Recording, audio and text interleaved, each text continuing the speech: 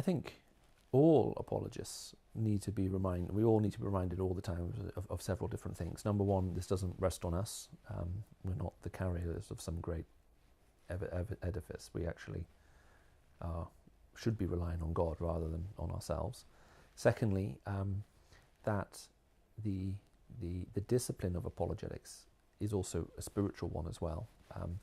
So it can't just be about a process of rationalization, although thinking clearly and reasonably and rationally is actually very, very important. It's more than that. It's not less than that, but it's more than that. And it's important too that we find ways that this is, like, if you like, personally, leads to personal edification and worship as well.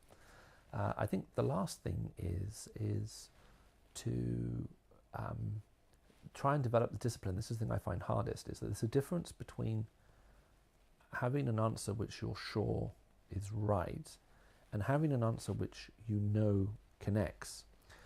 And I think great teachers and people who can pass stuff on, when their students are struggling to understand what they're saying, don't just keep repeating it. They think, okay, look, I know what I'm teaching here is correct. I can also see it's just not connecting this point. I need to find a different way to illustrate this, to teach this, to demonstrate this, so that it clicks.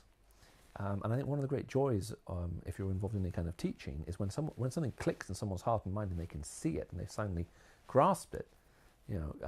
They feel excited, but you also feel excited too, because you're thinking, okay, finally, you can see it. And so I think if you are involved in apologetics, you think, you know what, I'm finding it hard for people to grasp what I'm trying to say. We must be open to challenge. Is it correct? So let's keep thinking that one through. And at the same time, okay, even if it is correct, do I need to approach this in a different way? Rather than coming at it this way, do I need to come at it a slightly different way so that people can actually hear what's being said and actually understand it? I think what the strength of apologetics does for the Christian faith is it puts the emphasis back on meaning. It says, look, it's not about formulation necessarily. It's not about coming up with the right 8-9 steps and then people hear those 8-9 steps and then become Christians. What apologetics, I think, tries to do at one level is put legs onto theology, so it can walk into a pub, sit down, and have a meaningful conversation with somebody. And trying to find the way to make that meaningful conversation, I think, is one of the great arts that every apologist needs to develop, and also one of the most difficult as well.